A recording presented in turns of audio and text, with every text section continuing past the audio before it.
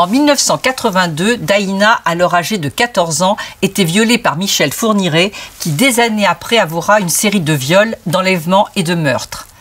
À cette époque, il écopait d'une peine de prison de 5 ans seulement, dont 2 avec sursis.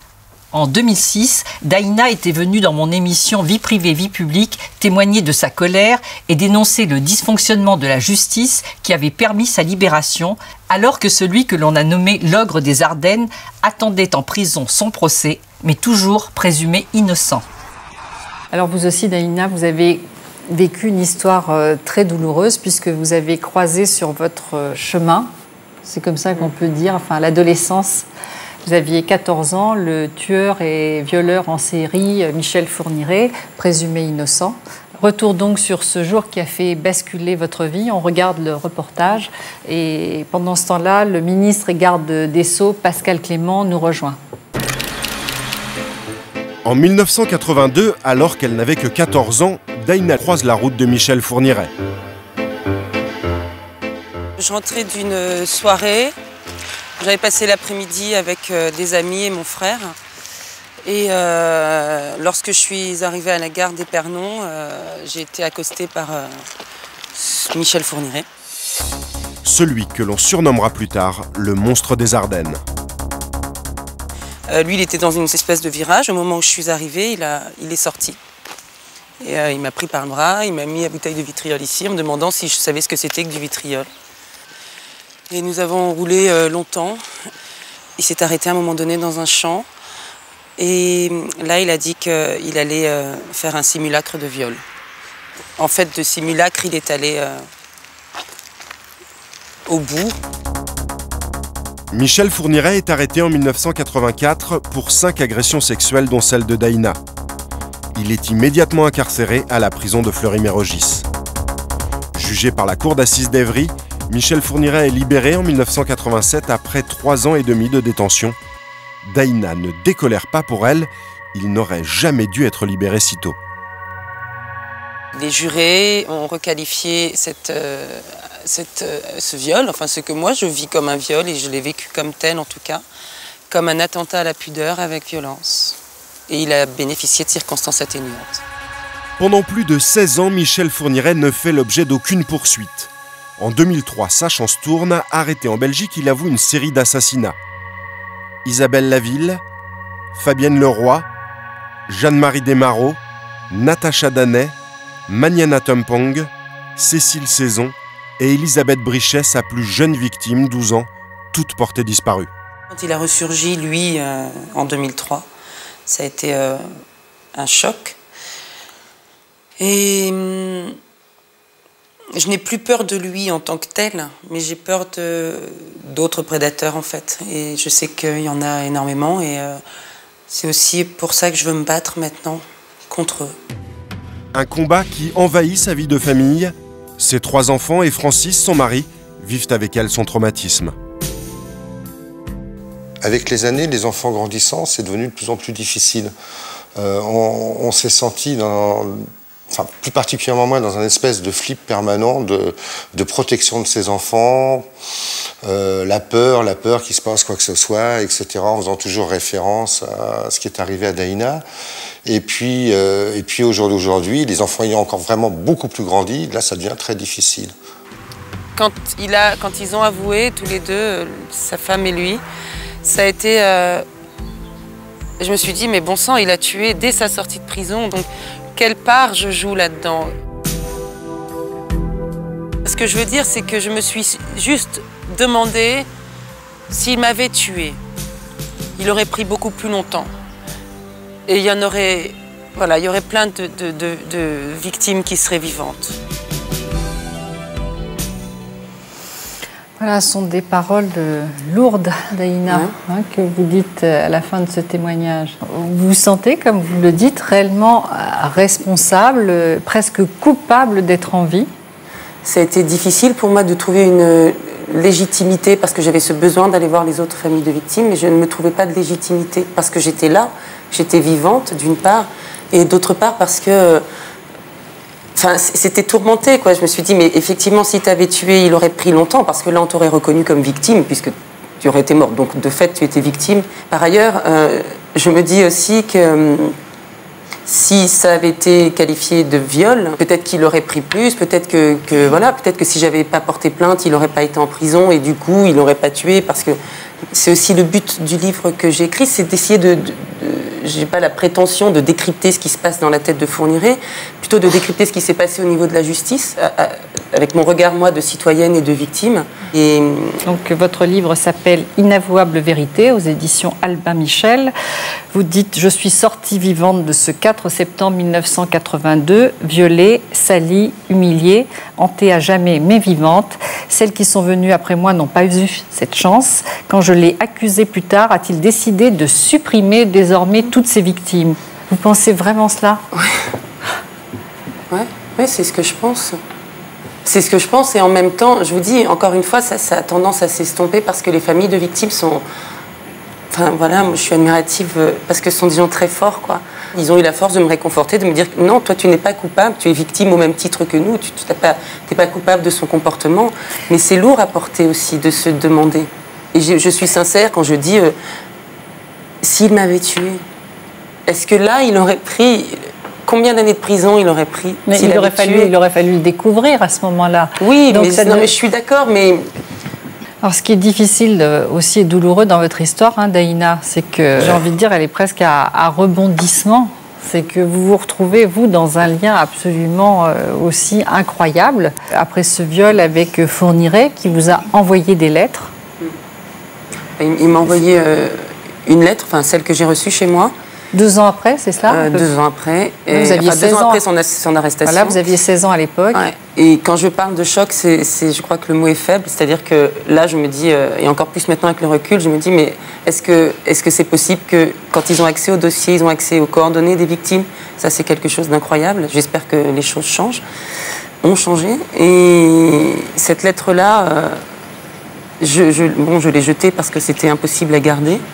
Vous m'autorisez à citer des extraits de cette lettre que vous avez publié dans ce livre. Donc, Mademoiselle, mon initiative insensée a causé votre angoisse, puis votre humiliation. Que dire de cette attitude irraisonnée qui a provoqué votre désarroi et paralysé votre confiance en l'avenir? Par exemple. C'est quelqu'un qui, en tout cas, si on doit parler l'intelligence à l'époque, de se faire passer pour le pauvre petit bonhomme qui a fait une bêtise, qui s'en rend bien compte, hein. Je vous assure, je m'en rends bien compte, et ne me punissez pas trop, parce que je ne recommencerai pas. Et c'est terrible. Et tous les courriers qu'il a adressés, tout ce qu'il a adressé au juge, moi, quand je vois cette masse d'informations qui a été entre les mains de la justice, et que malgré ça, on ne s'est pas rendu compte que ce type avait un réel problème. Il écrit lui-même la dangerosité qu'il y a à laisser sortir des gens comme lui. Je veux dire, il l'écrit noir sur blanc. Il sort 3 mois après son jugement. Moi, je ne peux pas. Voilà, je suis désolée, je ne peux pas comprendre. Et donc, ça, il faudra qu'on me l'explique, comme je crois qu'il faudra l'expliquer aux familles de victimes au moment du procès. Donc ça, on va y revenir justement, hein, sur les condamnations et sur le fait qu'il a été arrêté 2 fois en 90 et en 2000. Et qu'à chaque fois, voilà, il est un peu passé à travers les mailles du filet. Comment? Ça va changer, en ce moment même. Qu'est-ce qui va changer à ce niveau-là? Ce qui va changer, c'est qu'aujourd'hui, la réhabilitation, qui est l'oubli sur le casier judiciaire, aujourd'hui, s'est effacée automatiquement du casier judiciaire 10 ans après l'exécution de la peine, 5 ans après système délit. Je fais synthétique. On va faire en sorte que une juridiction, un tribunal saura de toute façon si c'est un récidiviste, même si ça a eu lieu 20 ans, 30 ans. On parle bien de la criminalité sexuelle. Je parle bien de la criminalité sexuelle. Donc, on a eu des récidivistes et on ne savait pas, ou on ne pouvait pas prouver juridiquement qu'ils étaient récidivistes. Ça ne se verra plus. L'effacement de la faute n'interviendra plus pour les récidivistes, pour les tribunaux, pour les juges. Le problème, c'est que pour que ça change, il aurait fallu attendre 40 ans que M. Fourniret agisse pendant 40 ans pour que ça change, et je trouve que c'est vraiment dommage. Voilà. C'est 40 ans et des dizaines de victimes plus tard. Vous dites aussi que vous avez eu honte d'avoir peur, que vous êtes retrouvé aussi confronté justement à Fourniret, seul. Oui, ça, c'est terrible. Seul, vous aviez quel âge? 16 ans, c'est ça? Ans, ouais. Et on n'était pas préparés. C'est-à-dire que nous, en fait, au moment où il est arrêté, bon, je suis allée le reconnaître, et bon, la machine s'est mise en place, mais je veux dire, on n'a plus eu de contact avec la police après, jusqu'à ce que je reçoive, donc quelques mois plus tard, une convocation à témoins. Donc nous y sommes rendus avec ma mère, et on est arrivé à Évry, et lorsqu'on m'a appelé, on a refusé que ma mère entre, et je suis rentrée toute seule, et moi je pensais que, voilà, on m'a lu ma déposition, est-ce que j'étais toujours d'accord? Oui, j'ai signé. Et bon, d'accord, maintenant faites entrer l'inculpé. Ah, voilà. Et ça, c'est juste terrible, parce que lui, il est avec son avocat. Et moi, on me refuse l'entrée de ma mère, et ce moment-là, c'est un déni total.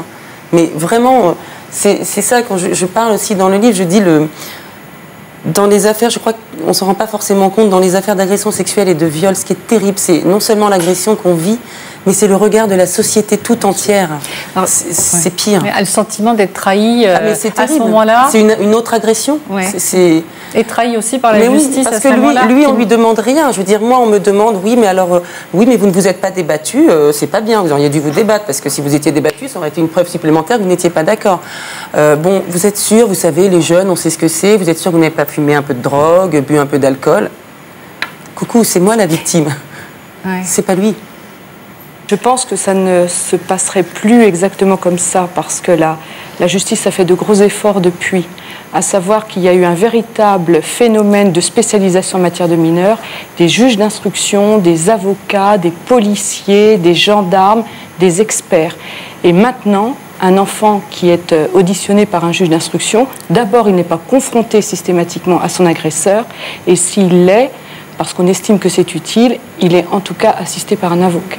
D'accord, c'est une obligation maintenant. C'est une obligation. Aucun juge d'instruction, à mon avis, n'agirait autrement. D'accord. Ce que j'aimerais savoir aussi, Daïna, c'est comment on vit avec ça. Comment on avance dans sa vie de femme. On a entendu votre époux, vous êtes maman de 3 enfants. Oui. Et votre époux dit que vous vivez quand même avec l'angoisse du prédateur par rapport à vos enfants. Oui, en permanence. En fait, c'est... ouais, j'ai peur tout le temps et ça ne m'empêche pas de les laisser faire sortir, quoi. Il faut bien, hein, ils grandissent. Mais j'ai peur tout le temps parce que, si vous voulez, j'avais 14 ans, et mes filles vont avoir 14 ans et je me dis que forcément l'histoire va se répéter. C'est un espèce de systématisme qu'on a. C'est-à-dire je me dis que je veux dire que forcément, si ça m'est arrivé, ça va leur arriver. Moi, je vis avec ça.